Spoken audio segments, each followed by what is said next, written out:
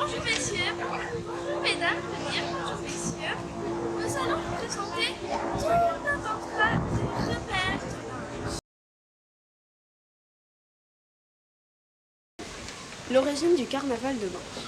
Les traces les plus anciennes du carnaval de Binche remontent en 1394. À l'origine du carnaval était l'association de l'occasion de se lâcher toutes les frustrations qui pouvaient être ressenties durant la période du carême. Il s'agissait donc d'une fête autorisant tous les excès avant une période de privation. Les gilets sont apparus en 1795. Cette tradition du carnaval de Binche, transmise oralement de génération en génération, a été reconnue par l'UNESCO en 2003 comme chef-d'œuvre du patrimoine oral et immatériel de l'humanité. L'origine du carnaval de Binche provient d'une légende qui dit que les Incas sont apparus en costume lors d'une fête organisée par Marie de Hongrie en 1549 en l'honneur de Charles Quint, son fils et Philippe II. Son neveu. Les Binchois appréciaient leurs costumes colorés et exotiques, auraient perpétué ce défilé dans la cité. Le costume du gilet est cousu dans la feutrine noire, jaune ou rouge. Les couleurs et les symboles, lion, couronne, étoile, drapeau, font probablement référence à l'indépendance de la Belgique. Sur la poitrine est attaché un grenon. Le gilet est bourré de paille.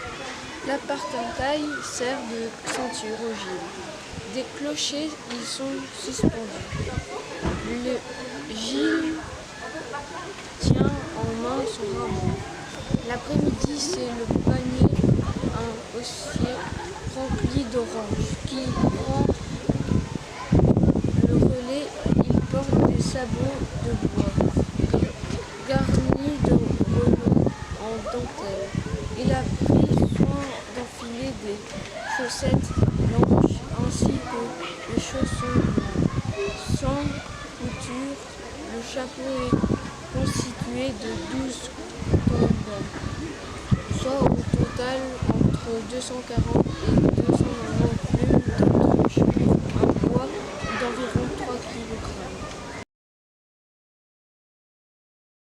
Le mardi gras début vers 3h à 4h du matin. Le gilet commence à se préparer. Il enfile son costume. Après avoir mangé, les participants se regroupent au début de l'avenue de Charles de Liège. Pour le cortège de l'après-midi, à partir de 15h, l'orchestre des cuivres rejoint la batterie. Le gilet laisse son masque et son rameau chez lui et il emporte son panier d'osier rempli d'oranges qu'il lancera aux spectateurs. Nous voici au parc communal. La sœur de Charles Quint, Marie de Hongrie, décide de construire un majestueux palais à Binche, sur les ruines de l'ancien château comtal datant du XIIe siècle. Les travaux débutent en 1545 et se terminent en 1549, avant de l'arrivée de Charles Quint pour la présentation de son fils, le futur empereur Philippe II. Malheureusement, le palais fut incendié par les troupes du roi de France, Henri II.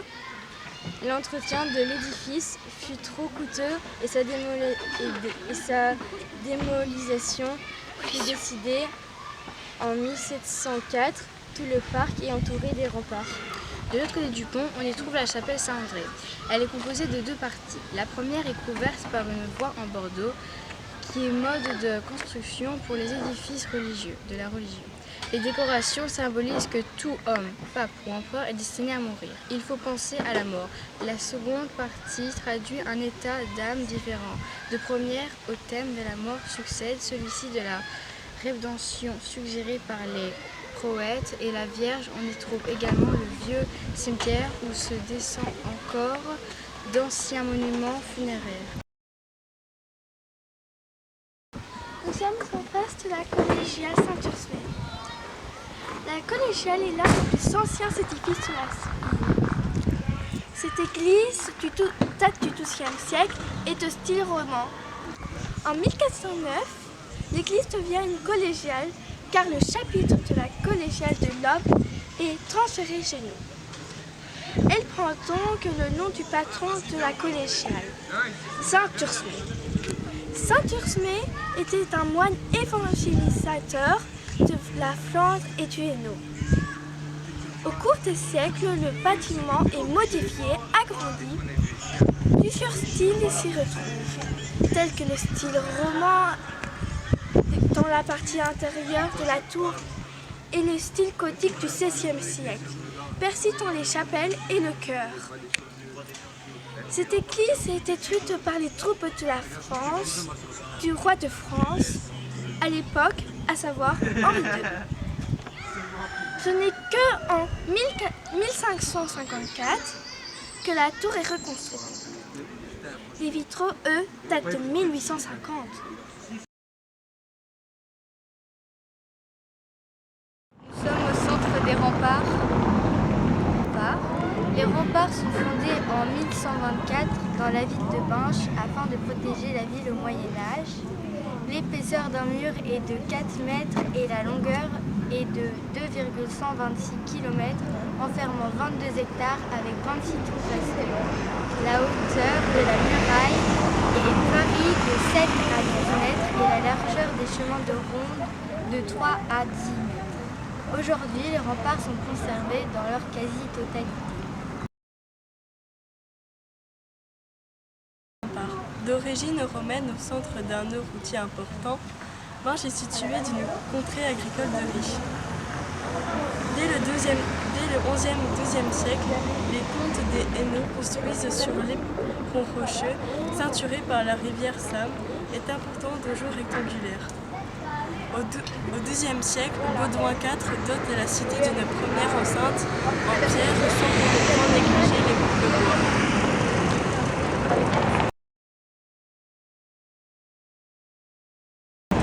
Situé à l'arrière de l'ancien lieu blanc des Augustins, sur le côté du parc communal, se trouve un monument d'une très haute valeur, tant archéologique qu'historique. Il s'agit de l'ancien refuge de l'abbaye de Bonne-Espérance.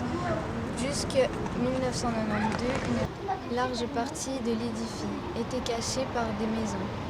Durant le XIXe siècle, l'entreprise d'entrée coloniale Bête-le-Bœuf en fit un magasin, jusqu'entre la Première et Deuxième Guerre mondiale.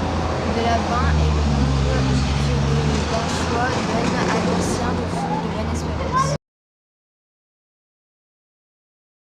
Nous sommes à la brasserie, située au pied des célèbres remparts de Binche. La brasserie Restaurant La Binchoise vous accueille dans un cadre unique et authentique d'une ancienne malterie.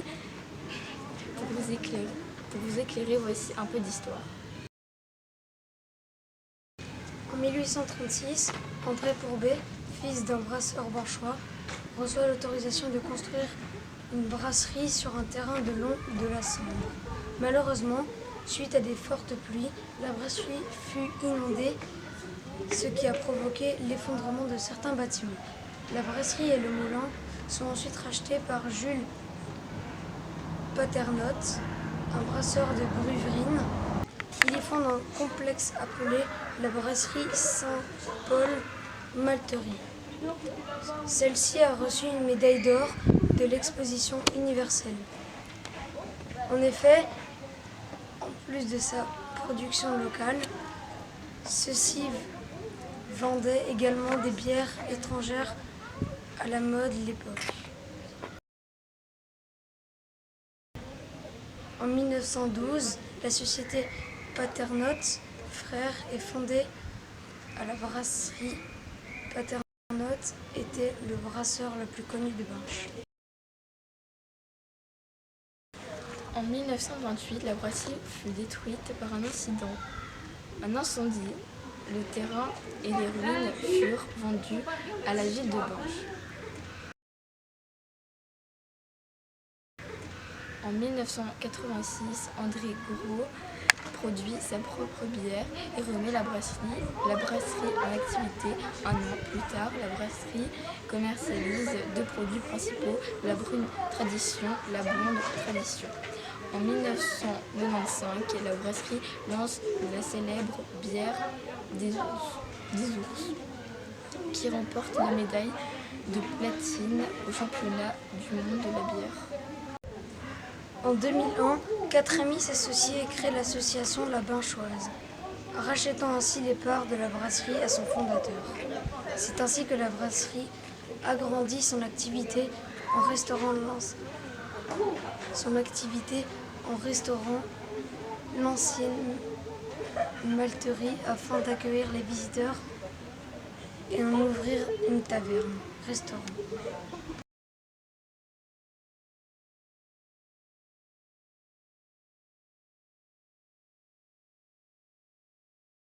Nous sommes à la gare de Binche. Lors de l'arrivée du chemin de fer en 1857 à Binche, un édifice est construit pour y abriter les services administratifs et les voyageurs. Témoin remarquable de la mode du 19e qui tentait à imiter l'architecture gothique tout en y insérant un caractère romantique.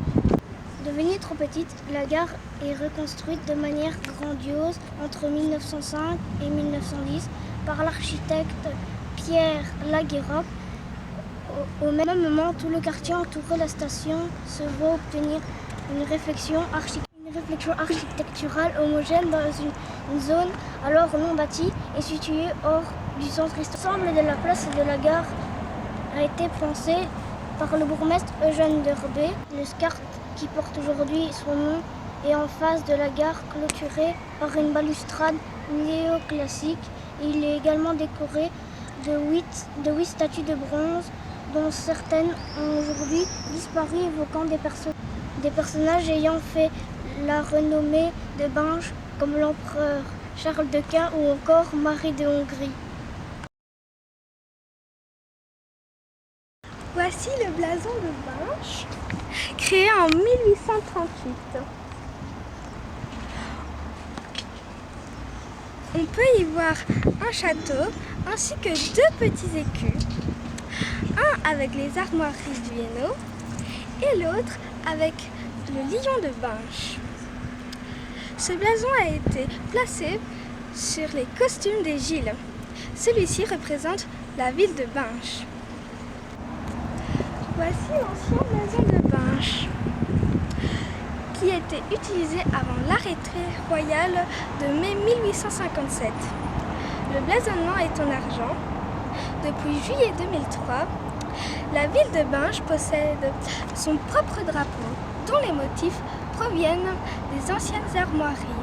Il s'agit d'un drapeau blanc chargé d'un lion noir, les griffes et la langue rouge.